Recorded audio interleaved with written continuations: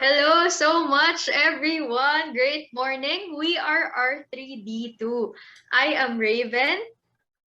I am Recell. And I am Rinoa. So for this episode, actually this is our first very episode of R3D2. So Yes. self-explanatory naman, di ba? Kaya R3D2 is because all of us here are ours. Raven, Yeah. Rinoa, and Jessa. And of course, for R3D2, we will just talk about different topics and issues, most especially yung mga issues and yung mga topics na we are passionate about as women. And so, for this episode, for our introductory episode, ano ba yung episode natin ngayon, Mesel? So this month, we are celebrating Women's Month. That is why we are joined today by the President of St. Edward's Schools, Vice President of Pro-Friends, Vice President of Gawad Kalinga, and Vice President of Casa Santos, her family. Let's all welcome Miss Issa Cuevas-Santos. Yay! Hi! Sobrang accomplished. Yes. Nakapanalo yung Vice President of Casa Santos. The most important role of all. Yes. Family. Kumusta naman po kayo? All good.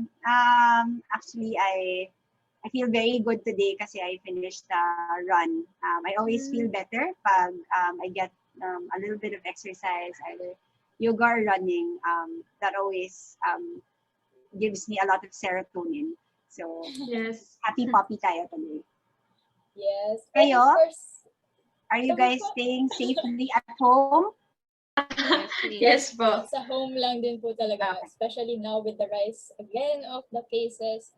Syempre. And ayun, going back first, we would like to thank you, Miss Syempre, for accepting our Yes. invitation and for joining us here today sa isa sa mga grabing topic, and syempre dapat ini-impart natin to sa iba't ibang mga tao talaga. You for doing this. I think it's so important that young people really take a stand. I think it's so important that young women really speak out. We have many women before us, diba, who broke the glass ceiling for us, and I think now that it's our turn, now Yes. that it's your turn, we really need to push it forward for our daughters, for your future daughters. So what it really means, diba? So thank you for doing what you do. I'm not sure I will do it justice, but I shall try. So ngayon guys, 'di ba? Super grabe yung rise ng influencers, especially on this age na tawag dito, parang everyone siguro is using social media. So for you naman po, Miss Isa, parang who is the most influential woman na you look up to the most? Does that person have to be on social media? No po, parang your own personal ano lang. Oh, okay. Well, syempre, I won't go very far. I'll start with my mom. I think because she was such a large influence in my life. My mom had to raise us as a single parent. And for any of you who know what that's like, I lost my dad kasi when I was very young.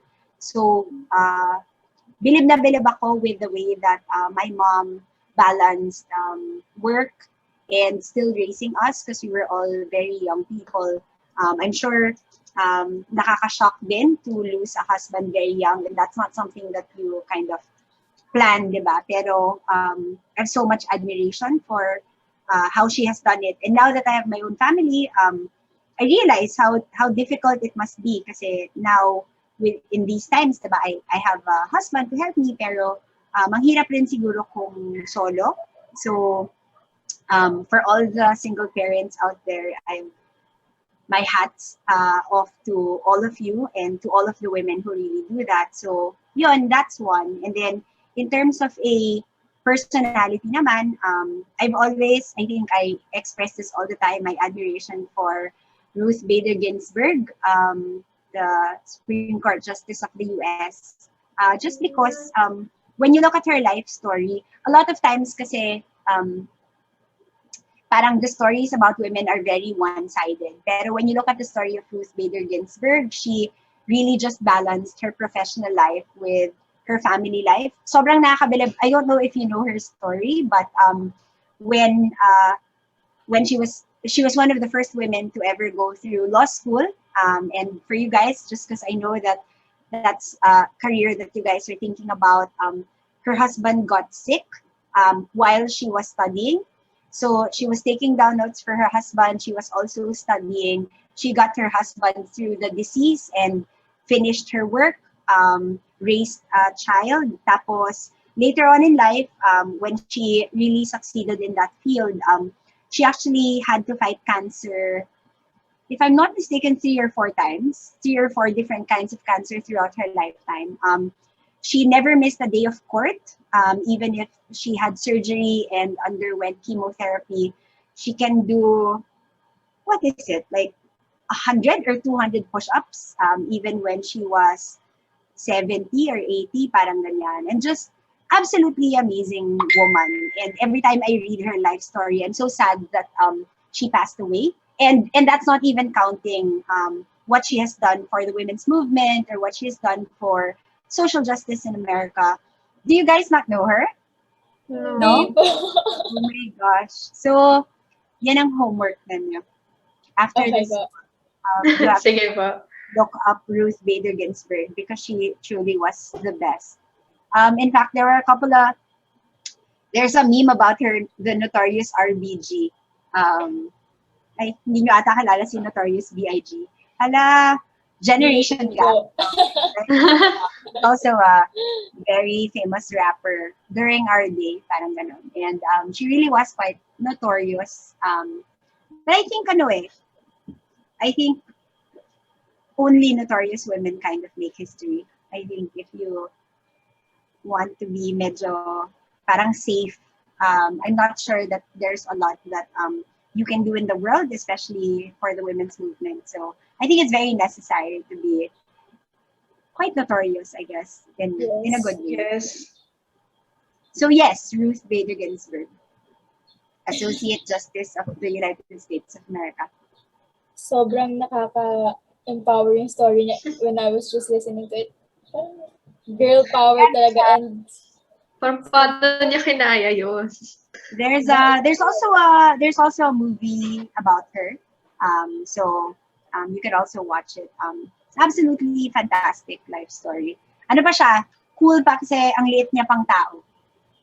Pag nakita niyo siya, like she's very petite, parang gano'n. Parang hindi mo maiisip na small but could terrible. wield so much power and influence. Yes. Galing, super galing. Sobrang encouraging na kinaya nila, for sure, kaya din natin. So, moving on with our second question, how would you describe what an empowered woman is?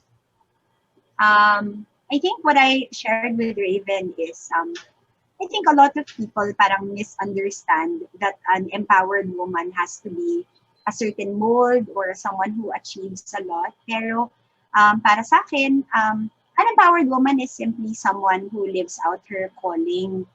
And I don't think we do it enough. I think women always like to compare one another. I think we like to put each other down.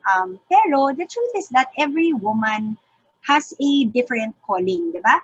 Some women are called to be housewives. I have such high respect for homemakers because it's not easy to be there 24/7. There are some women who are called to serve in government. Some women are called to corporate life. For a great part of my life, I was called to serve in a nonprofit. So, iba-iba, di ba? Pero, yung kagandahan for me and what's in the DNA of every woman is a heart for service. So to me, an empowered woman is simply somebody who lives out that calling in whatever field she chooses, di ba? I think if you choose to be a homemaker and you rear excellent children who will become leaders of the next generation, I think that's a fantastic contribution to the world. If you decide to pursue a career or, like in my case, to be a multi-hyphenate, then kanya-kanyang calling, di ba? Pero tingin ko it's important, especially in Women's Month, to really celebrate every kind of woman. Let's not say that one is better than the other. There's really no point, di ba? Parang let's all celebrate the beauty that God has given us, the gifts that God has given us. And as long as we're using it to serve the world, then certainly, to me, that's an empowered woman. I would also like to add po dun sa sinabi niya, sobrang na-touch po ako. And, yun nga po, once a person or once a woman embraces her calling, that's where it is evident kung gaano siya ka-passionate dun sa calling niya na yun. And nakikita talaga na she is good at what she's doing because she likes what she's doing and she embraces it and hindi niya kinakahiya yun. Yeah. And I think, that's why it's so important. I was going to ask you girls, if you are kind of on the journey to find your calling. If you haven't, don't worry about it. For many people, you find it's a hit or miss, di ba? Subok lang. Ang importante, huwag tayo matakot sumubok. I don't think in a million years that I would have charted my path. I think I just took it one day at a time, di ba?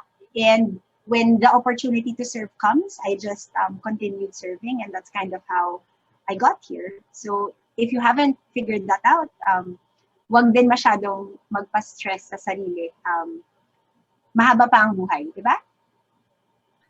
Parang super important po talaga ng baby steps in a journey, di ba? Kasi parang others disregard it na, ay, yan lang naman kasi yung nararating mo pa. Pero they fail to realize na it's parang it's part of the journey, di ba? I think, it's such unhealthy language to say, yan pa lang yung narating mo or yan lang ang inabot mo because we don't all have the same ruler, di ba? Yes. We're not measured with the same metrics. And what makes you happy isn't exactly what will make another person happy, di ba? And in the end, di ba yun naman yung mahalaga, that we are happy in what we're doing. So, you're right. I think we should stop saying that to one another, na parang hanggang dyan ka na lang, ganyan. And that kind of unhealthy talk, I say just use it, diba, to inspire yourself to do more. Meron talagang ganun magsalita eh. Pabayaan nyo na yun. Yun ko din po, may kanya-kanya tayong calling. It's just that kailangan lang mahalin natin and gustuhin yung ginagawa kasi parang ang hirap gumawa ng certain action if hindi bukal sa loob natin na parang ginagawa ko lang to dahil gusto nila. Tsaka I don't think you'd ever succeed in doing something you don't love. I'm not sure I've ever met a person who succeeded na araw-araw pinipilit niya yung sarili niya sa ginagawa niya. I think the only way to succeed is to love what you do and to find what it is that you love. Diba? Yes. So siguro I don't think it would be called a calling if hindi yun yung gusto mo. No? Parang it can only be considered as your calling talaga if that's what you do best and you know that you want it for the rest of your life.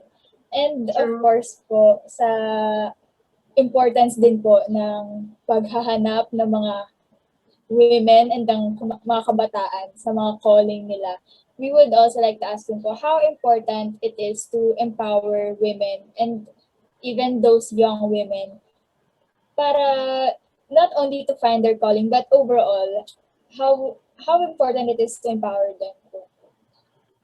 Ako, I'm not sure kasi that we can really empower you. I'm not sure that I can do that. Pero what I'm certain of kasi is that I can live authentically.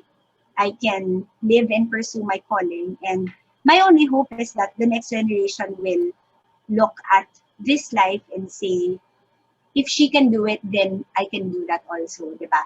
And that's why I've always believed in trying to parang pursue and to share where I am, just because I want people to know that when there's something that you are really intent on pursuing, if you really give your whole heart and soul to it, you really can do it. When I think about my journey in Gawat Kalinga, I can't tell you how many people told us, you're not going to succeed. Or when we started in our first community, a lot of people said, oh, you're so ambitious naman to say nation building. And I keep looking back at all of those moments when someone said this and that. Tapos iniisip ko lagi, naku, paano kung nakinig kami sa kanila? Paano kung at that moment na meron lang nag-comment na, ba't ang ambisyosa nyo? Parang ganyan. What if we gave up? And then I think about all the families that GK is able to help today and what that would have done, di ba? Or when I was asked to join the leadership of St. Edward, even if I didn't really have that much experience, what if natakot ako? What if sinabi ko, ay, wag na lang? Or what if sinabi ko, ay, busy na ako, ayoko na, parang ganyan. Then I think about all of you and the wonderful women I've met. What would have happened, diba? So for me, it's really, I think, I'm not sure if we can empower you, but we can certainly live an authentic life so that you can see, hopefully, that that's also possible for you. And I think that's all that we can do, diba? Other than that, I wanted to say na we stand on the shoulders of so many women who broke the ceiling for us. Women like Ruth Bader Ginsburg, for example, she was the first person to ever study law. If she didn't do that, many of you wouldn't even be thinking about a law career. Think about that, diba? So we have so many women who questioned the status quo, and those limits still exist for many women around the world. Sa Philippines, dapat magpasalamat kayo kasi dito, women are very empowered. Lalo na kasi our society is very matriarchal. So you'll actually find very strong women in the Philippines, diba? Pero Yes, it's still important. It's still important that we show this. It's still important that we fight alongside women in other parts of the world where the freedom you enjoy isn't something that they enjoy either, diba? So, yeah. Ayun po, parang super helpful, miss, ng insights niyo talaga. Kasi syempre, parang sa amin, we're still figuring out sa age namin kung ano ba talaga gusto namin. Especially now, di ba, magka-college na po kami, ganun. And it's really, parang, ang empowering lang to hear na parang at some point in the future, it's all gonna work out in the end. And I think that's really important to hear, especially now na ang daming doubts na what if I pursue this and they all said na wag and I pursued it, tapos what if I fail? And I think that at our age, we kind of fail to realize that na our failures are still part of the journey. So thank you so much for those words po. Parang kind of settled something pull back inside me. to two things. And this is because you know that I love you girls very dearly, diba? Yung first is, I'd urge you to find a set of mentors that you will really hold yourself accountable to, diba? So hanapin nyo yun. Find a person or a set of persons that you will come to, and I've done this in my life where I come to them and say, hey, I don't think I can figure this life on my own, diba? Can I ask you to be my mentor? And this person is really accountable for you. Papanoorin niya yung growth mo, magjo-join siya in some of your gatherings, they'll give you feedback, and you really need to ask for it, diba?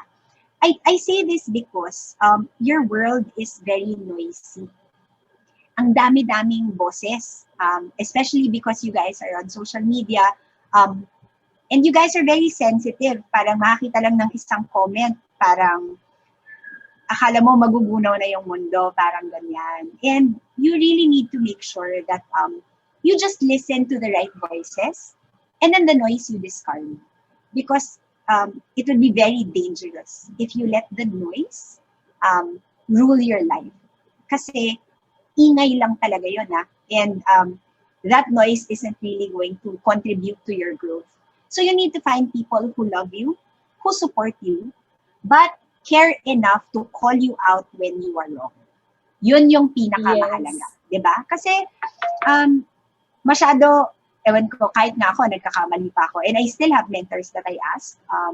So find people that you trust, find people to listen to. Don't listen to everything because not everything is worth your time, diba? And then the second is, and I think Raven kept saying this even in the mentoring session, this thing about mistakes.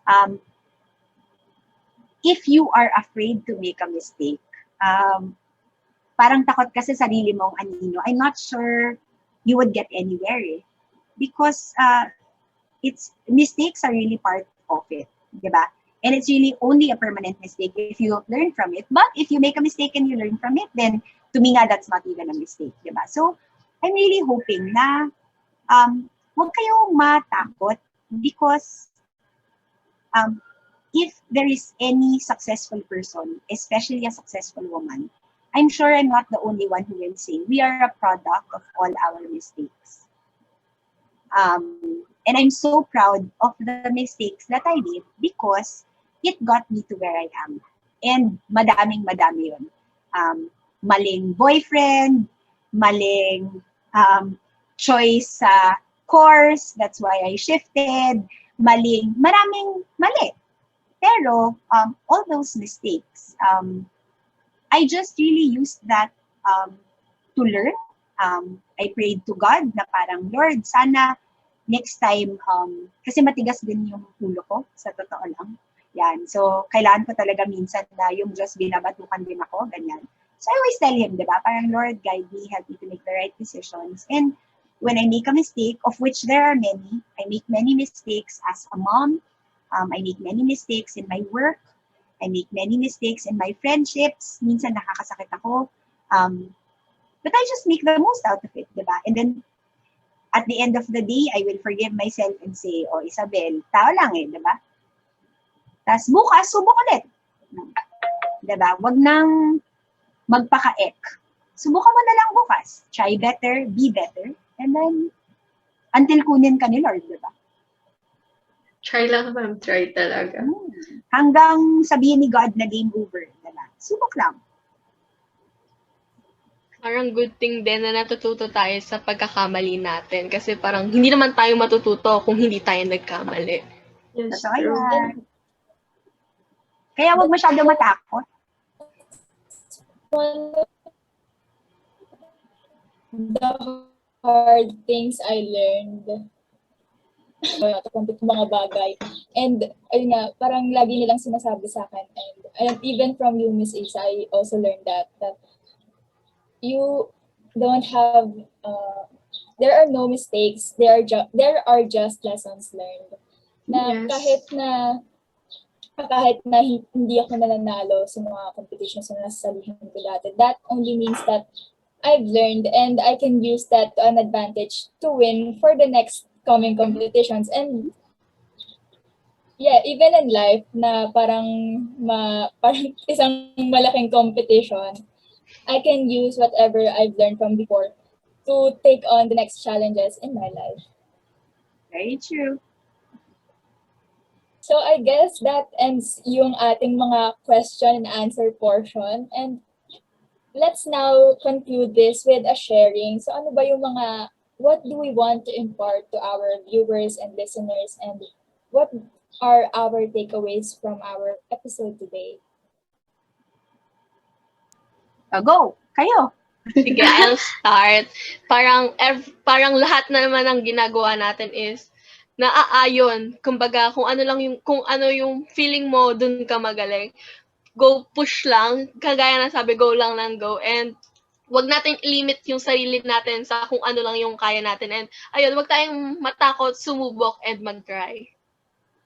Yes, true. Super important. And parang, di ba, kagaya nga, nung sinabi kanina ni Miss Issa na parang some of us are really sensitive to some comments, I think what we can learn from it is to parang widen our perspective na yung sinasabi siguro nila, or parang there's a thin line kasi between criticisms and constructive criticisms, di ba? Parang, I think the common denominator dun sa dalawa is I think we can use it to, improve, to make ourselves better, and to siguro remind ourselves din na whatever it is that we do, it's not really that, it won't be as good as it could be if hindi mo siya gusto. So parang follow your heart pero at the same time take into consideration how it could affect others, especially na especially since ayun nga women, we should hindi naman so we are the ones to to be the first to be sensitive sa sa na feel ng iba, pero I think we could do it at our own pace then, so that we can influence others kasi influence goes a really long way. So ayun, Rinoa. And for me, I just realized how really important it is to surround ourselves with women who inspire us to be better. Kaya nga, yung sabi ni Miss Isa kanina na they are not sure if they empower us, but what they can do is live a great life for us to be inspired sa mga napagdaanan nila, and we can also learn something from it with how we will live our lives. And of course, hindi naman nga lahat kagaya natin na has the privilege to meet so many inspirational, influential women na sobrang ganda ng impact sa ating mga lives. Then I think it should start with ourselves. Kung wala tayong nakikitang ganon, then we as young as we are, we can also live a great life and live an influential and powerful life as young as we are, para hindi lang sa mga next generation mapapasa yun, but also, of course, yung mga kasama rin natin na kaedad natin. And that's it. I was going to say na that's why things like these podcasts and these things are so important kasi so many people look up to you guys. I know that it doesn't feel like it perhaps, pero we're all just kind of watching one another, di ba? And in times when many young women might be confused or are looking for something, they might come across what you guys do and find inspiration in it. Pero that's why it's so important na to try your best to also live a good, powerful life, because other people are watching and other people more than you know are drawing inspiration from you. So just try to live the best life that you can. Try to be a good role model as best you can.